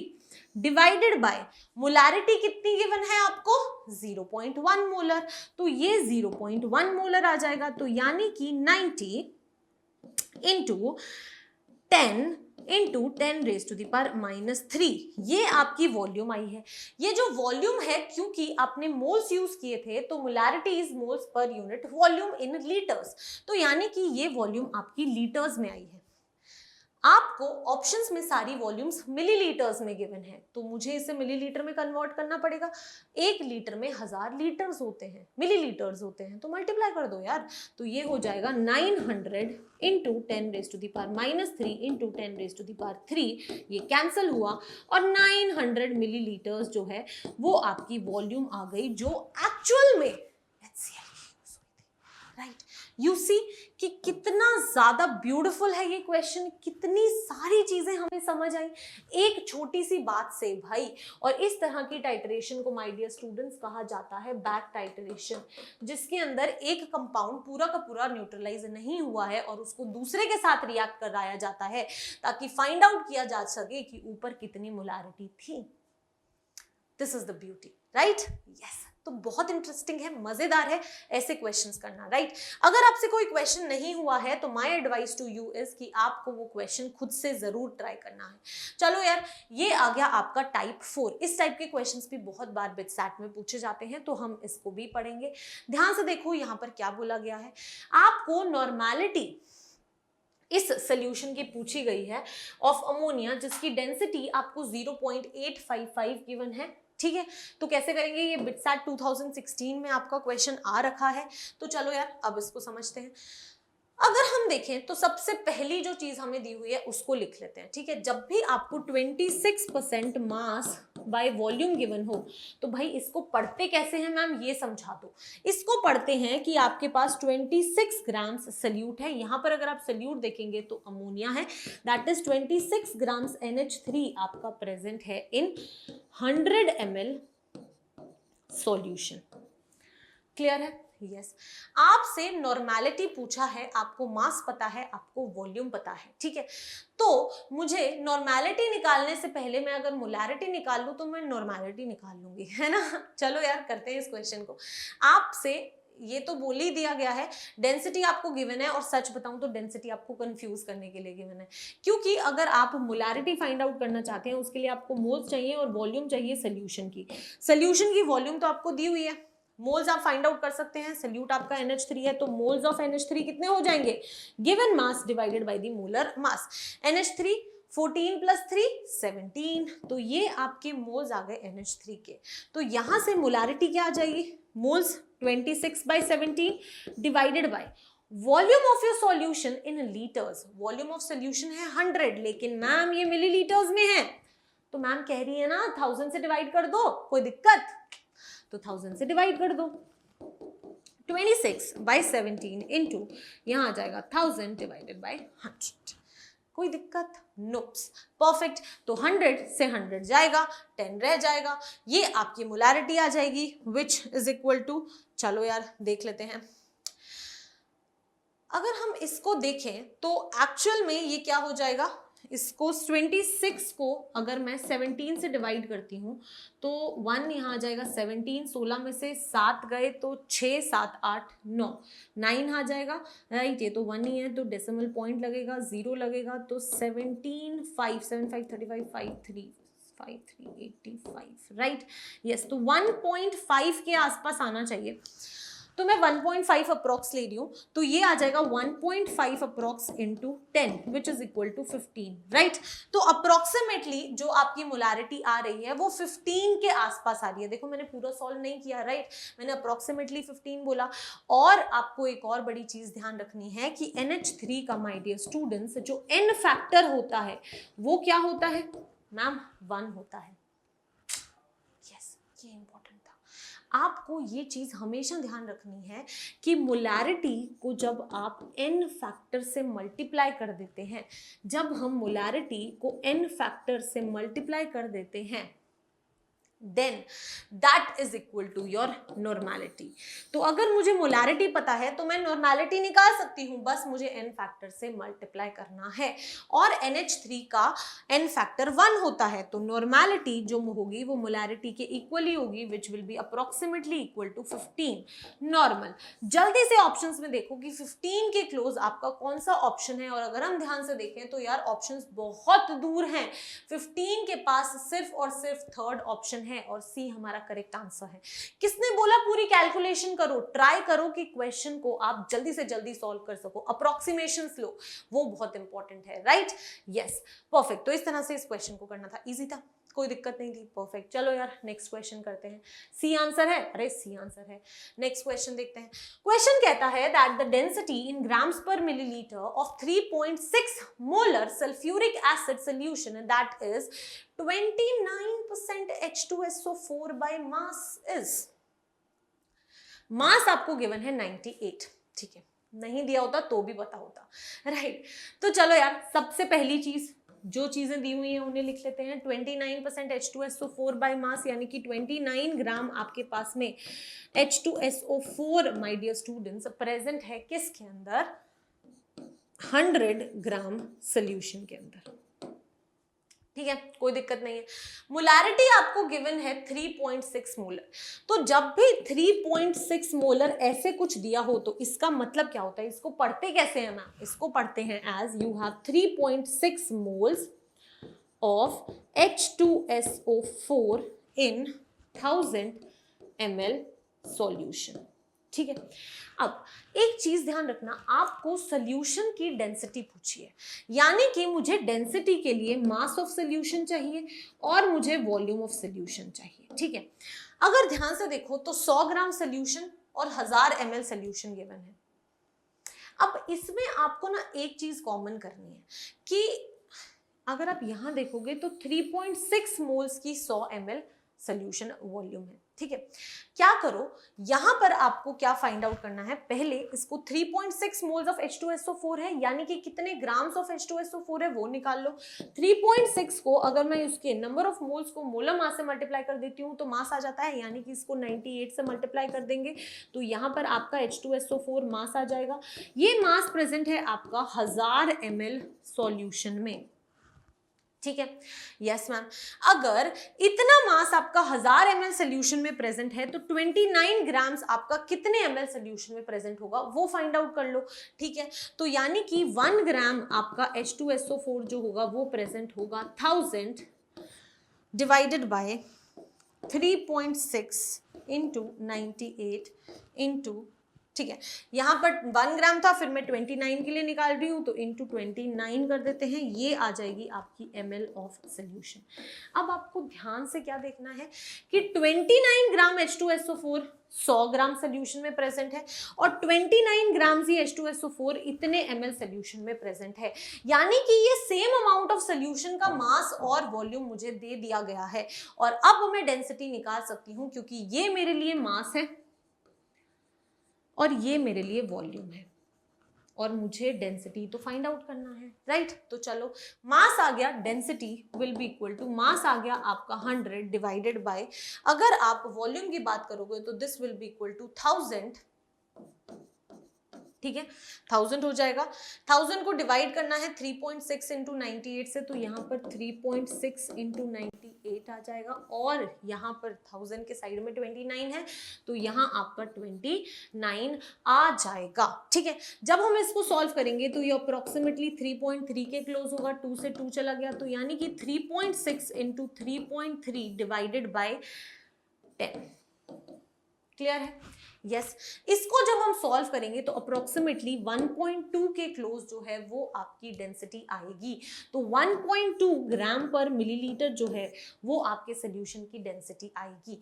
यहाँ पर जो सबसे इंपॉर्टेंट चीज आपको ध्यान रखनी थी वो यही थी कि आपको मास दिख जाएगा, आपको वॉल्यूम दिख जाएगी, आप मास को वॉल्यूम से डिवाइड करके डेंसिटी भी निकाल दोगे, बट आपको ये ध्यान रखना है कि same amount of solute present होना चाहिए ना, क्योंकि सोल्यूशन तो सेम होना चाहिए, नहीं तो डेंसिटी कैसे फाइंड आउट करेंगे। इसलिए अगर यहाँ 29 ग्राम्स है तो यहाँ पर भी 29 ग्राम्स ऑफ H2SO4 कितने वॉल्यूम ऑफ सोल्यूशन में प्रेजेंट है वो फाइंड आउट करो, और फिर सेम अमाउंट आएगी, फिर डेंसिटी फाइंड आउट कर सकते हो। क्लियर है? यस। तो इस तरीके से आपको इस क्वेश्चन को सॉल्व करना था। आई एम श्योर आपको समझ आ गया होगा। अगर नहीं आया तो फिर से वीडियो को पॉज करो और क्वेश्चन ट्राई करना। नेक्स्ट क्वेश्चन आपके सामने है, ध्यान से देखो यार, वीडियो को पॉज करो, क्वेश्चन को खुद ट्राई करो। क्वेश्चन कहता है that molarity of 98% by mass of H2SO4 whose density is 1.8 grams per milliliter, यानी कि आपको 98% by mass given है, यानी कि 98 ग्राम्स आपको H2SO4 गिवन है 100 ग्राम सोल्यूशन में। ठीक है, आपसे मोलारिटी पूछा गया है, डेंसिटी आपको सोल्यूशन की गिवन है। मुझे मोलारिटी के लिए सबसे पहले तो मोल्स ऑफ H2SO4 चाहिए होंगे क्योंकि वही सोल्यूट है, तो 98 डिवाइडेड बाय 98 ये तो मोल्स बन आ गए। लेकिन मुझे वॉल्यूम ऑफ सोल्यूशन चाहिए, मेरे पास मास ऑफ सोल्यूशन है but also I have density of the solution, तो मैं वॉल्यूम निकाल सकती हूँ। Volume will be equal to mass upon density, है ना। यस, मास आपको 100 गिवन है, डेंसिटी आपको 1.8 गिवन है। ठीक है, तो ये आपके पास में वॉल्यूम आ गई, लेकिन ये वॉल्यूम मिलीलीटर्स में आई है, राइट। तो मोलारिटी कैसे आएगी? Molarity is equal to moles of solute which is 1 divided by the volume of solution in litres. Volume of solution क्या है my dear students? 1000 divided by 1.8 है, तो यहाँ 1.8 हो जाएगा। एक बड़ी इंपॉर्टेंट चीज की जो ये है, ये किसमें गिवन है आपको? ये आपको गिवन है मिलीलीटर्स में, राइट। तो इसको लीटर्स में कन्वर्ट करना है, तो अगेन 1000 से डिवाइड किया तो यहाँ पर 1000 आ जाएगा, 2 0 से 2 0 जाएंगे, तो बेसिकली 18 मोलर जो है वो आपकी मोलारिटी आ जाएगी सॉल्यूशन की, राइट। बहुत इजी था, बहुत ही इजी था। तो इसी तरह से आप इन क्वेश्चंस को सॉल्व कर सकते हैं, राइट। यस, तो यहां से हमें समझ आ गया दैट ऑप्शन बी जो है वो हमारा करेक्ट आंसर है। Perfect, yes. तो बहुत इजी है, बस स्टेप बाय स्टेप मूव करना, क्वेश्चन को सॉल्व करने का ट्राई करना। नेक्स्ट क्वेश्चन करते हैं। नेक्स्ट क्वेश्चन बी ऑप्शन है, यस बी ऑप्शन है, परफेक्ट। नेक्स्ट क्वेश्चन आपके सामने है, ध्यान से क्वेश्चन को देखो और ट्राई करो। क्वेश्चन क्या कहना चाहता है, क्या करना है, बहुत इजी है। ये आपका 5th टाइप ऑफ क्वेश्चन है, दैट इज, याद है some basic concepts of chemistry के अंदर स्टार्टिंग के कुछ पेजेस हैं जिनको जनरली स्टूडेंट्स इग्नोर कर देते हैं। प्लीज ध्यान दीजिए, आगे आपके पास में इस टाइप में सारे के सारे बेसिक कॉन्सेप्ट्स वाले क्वेश्चंस आएंगे जो आप जनरली इग्नोर कर देते हैं, एंड हर एक क्वेश्चन बिटसैट से होगा। इसलिए ये क्वेश्चंस यहां पर आए हैं ताकि यू शुड अंडरस्टैंड कितनी इंपॉर्टेंस है इन सब की, राइट। यस, तो चलिए यार क्वेश्चन को कीजिए।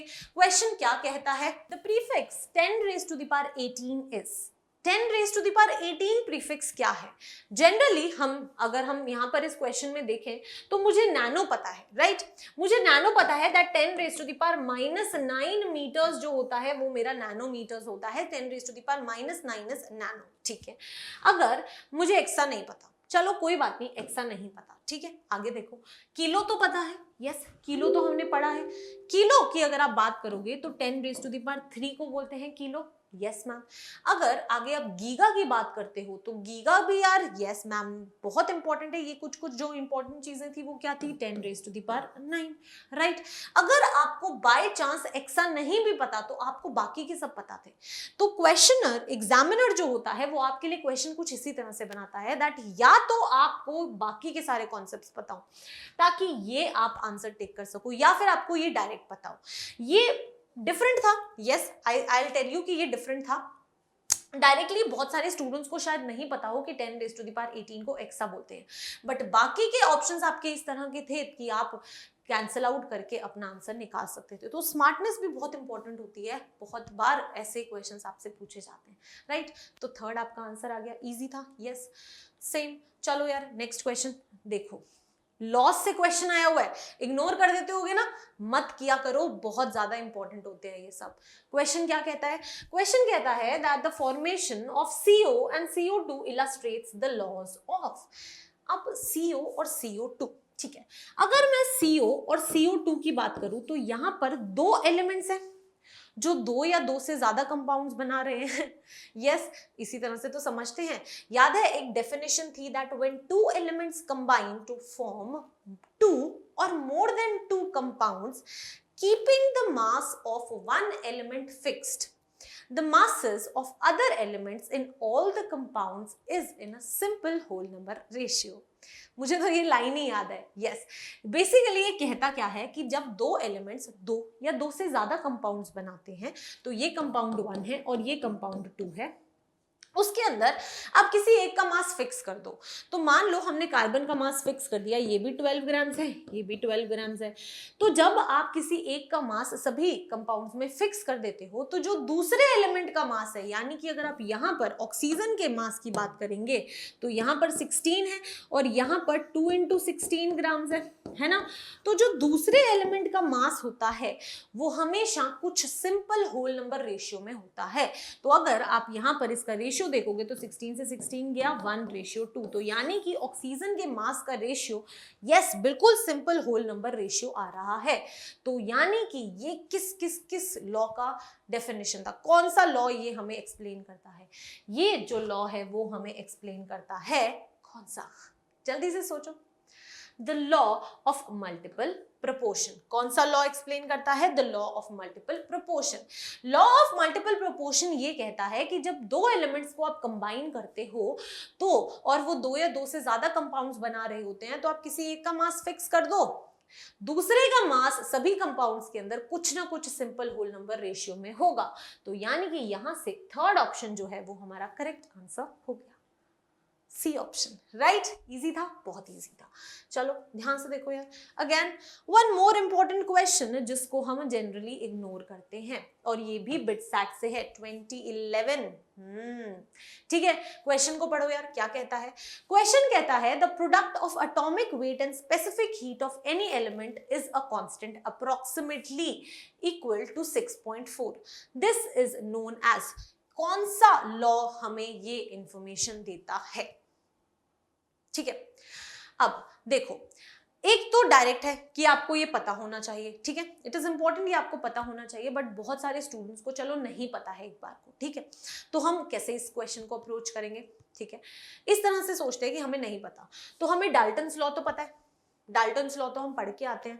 Yes ma'am, Dalton's law, Dalton's atomic theory हमें सब कुछ बताती है कि भाई एटम इंडिविजिबल है, जो बाद में गलत हो जाता है। तो डाल्टन्स ने हमें बहुत सारी चीजें पोस्टुलेट्स दिए थे जो हर बार गलत हो गए थे, बट उन्होंने सब चीजें एटम से रिलेटेड दी थी।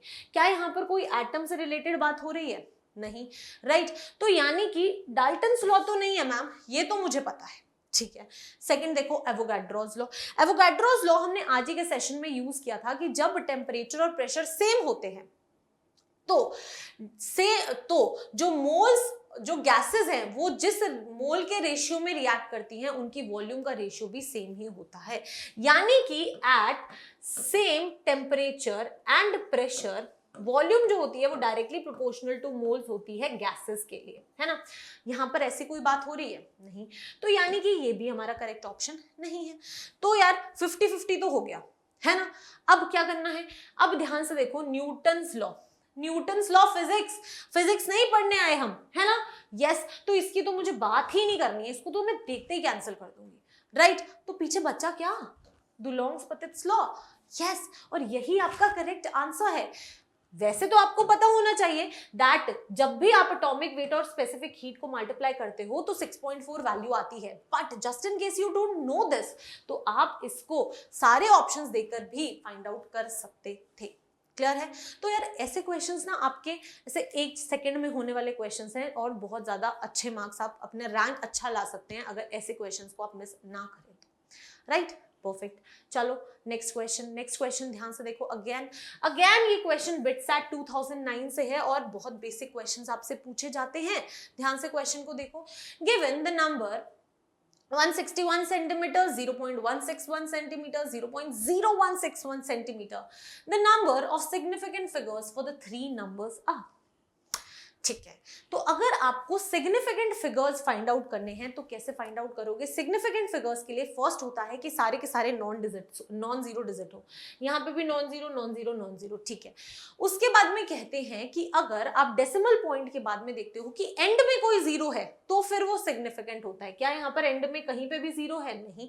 लेकिन अगर उसके एंड में नहीं है, राइट, अगर उसके एंड में नहीं है लेकिन यहाँ पर ये जीरो है तो इसका कोई सेंस नहीं बनता, ये कभी सिग्निफिकेंट नहीं होता है, राइट। तो यानी कि यहां पर हमें समझ आया कि ना तो ये सिग्निफिकेंट है ना ही ये जीरो सिग्निफिकेंट है। यहां पर 3 सिग्निफिकेंट फिगर्स हैं, नॉन जीरो, यस। यहां पर भी 3 सिग्निफिकेंट फिगर्स हैं और यहां पर भी माय डियर स्टूडेंट्स 3 ही हैं। क्वेश्चन में देखने में तीनों वैल्यूज बहुत अलग है, वैल्यूज हैं ही बहुत अलग, लेकिन सिग्निफिकेंट फिगर्स हर एक केस में 3 ही होंगे, राइट। तो यानी कि यहां से ऑप्शन 3,3,3 सी जो ऑप्शन है वो हमारा करेक्ट आंसर हो जाएगा, राइट। तो सिग्निफिकेंट फिगर के रूल्स मिस मत करना। डायरेक्टली क्वेश्चंस आते हैं, इनडायरेक्टली भी बहुत आते हैं। क्लियर है? परफेक्ट, सी आ गया, कोई दिक्कत नहीं है। चलिए, ये आ गया हमारा टाइप 6। टाइप 6 के क्वेश्चंस कैसे हैं? ऐसे क्वेश्चंस भी आपसे बार बार पूछे जाते हैं। ये आपका बिटसैट 2019 में क्वेश्चन पूछा गया था और इतना इजी क्वेश्चन है ना, ऐसे चुटकी में आंसर आएगा।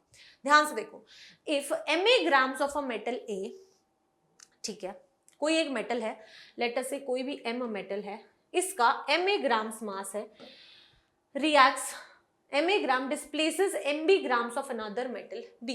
कोई भी एक मेटल है B, ठीक है, इस मेटल का मास MB है और ये इसको डिस्प्लेस कर देता है, इसकी जगह पे आ जाता है, ठीक है, from its salt solution. Okay, ठीक है। The equivalent mass of A वाला मेटल जो है उसका इक्विवेलेंट मास ये दिया हुआ है, जो B वाला है उसका इक्विवेलेंट मास B दिया हुआ है। Then the equivalent mass of A can be expressed as. समझते हैं, ध्यान से देखो यार, मान लो आपके पास में सोडियम था जो HCl के साथ रिएक्ट किया और आपको क्या मिल गया? और आपको मिल गया NaCl प्लस H2। अब क्या हुआ? H2 आएगा, सिर्फ H2O नहीं आएगा, सिर्फ H2 आएगा। अब वो क्या कहता कि आपके पास में मान लो NaCl था और किसी तरह से पोटेशियम जो आपका मेटल है, दूसरा मेटल है, उस मेटल ने इसको डिस्प्लेस कर दिया। अगर डिस्प्लेस कर देगा तो क्या हो जाएगा माय डियर स्टूडेंट्स? KCl हो जाएगा, यस, और सोडियम अलग आ जाएगा। देखो, ऐसा रिएक्शन पॉसिबल नहीं होता, अभी तो नहीं होता जो मैंने आपको एग्जांपल दिया, but I am just trying to explain you, right. कोई भी मेटल M था, उसको उसके दूसरे ने डिस्प्लेस कर दिया। तो एक चीज तो समझ आ रही है कि जो इसके इक्विवेलेंट्स हैं, जो इक्विवेलेंट्स ऑफ A के होंगे, that will be equal to your equivalents of B। कभी भी कोई भी चीज किसी को डिस्प्लेस करती है तो उसके इक्विवेलेंट्स तो सेम होते हैं, है ना। इक्विवेलेंट्स का मतलब क्या होता है? सबसे इंपॉर्टेंट चीज मैम, इक्विवेलेंट्स का मतलब क्या होता है? जैसे मोल्स की जब आप बात करते हैं तो आप बोलते हैं that given mass divided by molar mass, है ना। जब आप इक्विवेलेंट्स की बात करते हैं तो that means your given mass divided by the equivalent mass, right, yes. और ये दोनों के इक्विवेलेंट्स जब इक्वल होंगे तभी डिस्प्लेस कर पाएगा। तो अगर आप इक्विवेलेंट मास ऑफ A की बात करेंगे तो यहाँ पर आप क्वेश्चन में देखिए कि आपको मास ऑफ A कितना गिवन है? MA गिवन है, यानी कि यहाँ पर MA आ जाएगा। Equivalents of A will be equal to mass divided by the equivalent mass of A which is EA। हाँ या ना? बिल्कुल।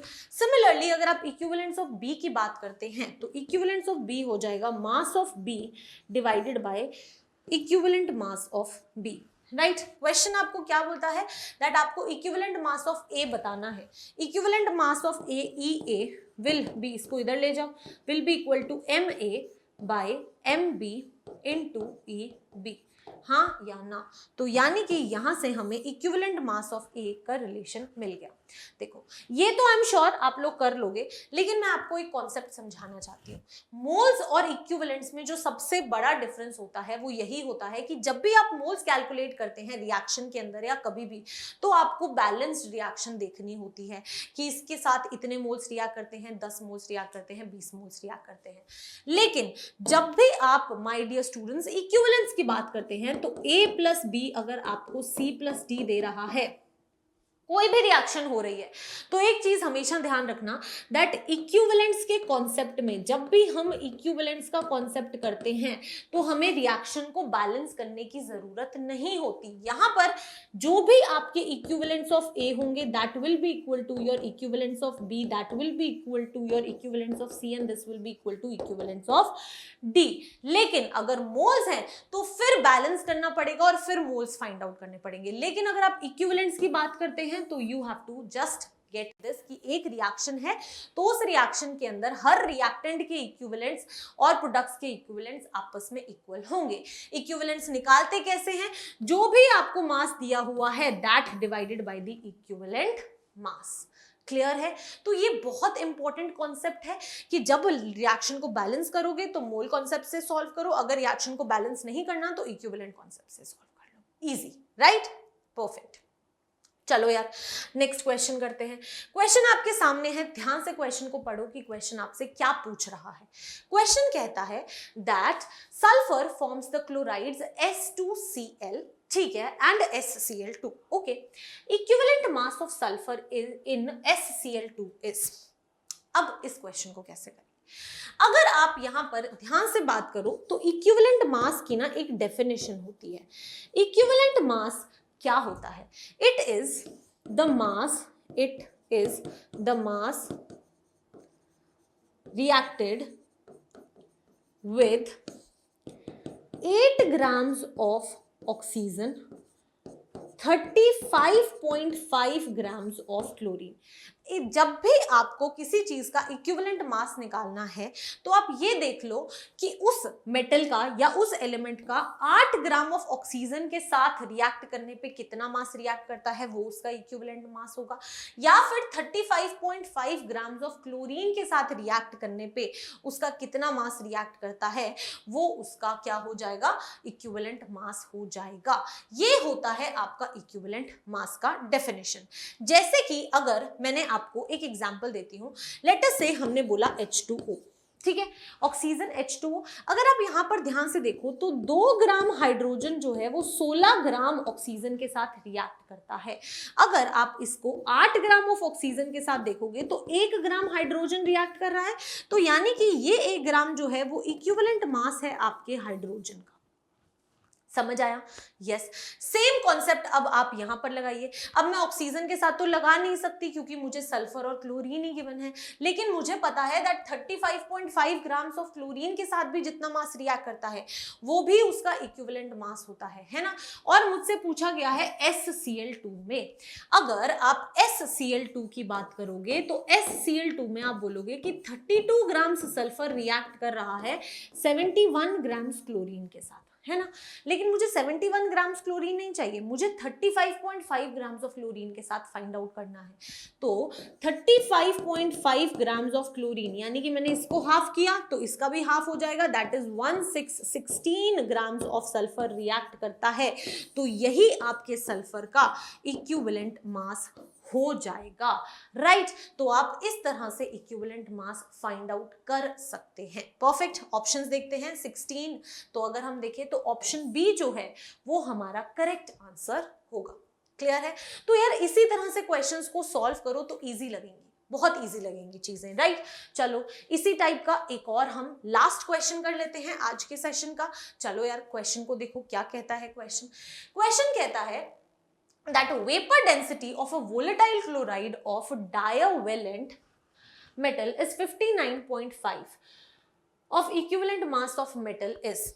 ठीक है, चलो इस क्वेश्चन को समझने के लिए आपको एक बहुत इंपॉर्टेंट चीज मुझे यहाँ पर बतानी होगी, दैट जब भी आप वेपर डेंसिटी की बात करते हैं तो वेपर डेंसिटी क्या होता है? It is the density of a particular gas divided by the density of what? H2।